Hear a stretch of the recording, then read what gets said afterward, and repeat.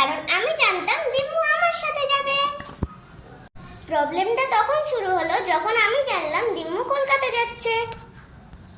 দিম্মুকে কলকাতা যেতে দেবো না বলে আমি কান্না শুরু করেছি। দিম্মুকে আমাদের সাথে আমাদের বাড়িতেই যেতে হবে। কিন্তু দিম্মুর কাজ থাকায় ওনাকে কলকাতা যেতেই হলো। কিছুক্ষণ পর আমি ঠিক হয়ে গেলাম। রাস্তার দুপাশ দেখতে দেখতে বাড়ি চলে এলাম।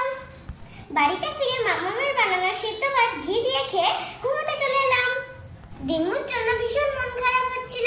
তার উপর মামাম বলল প্রিয়া দিদির বার্থডেতে আমায়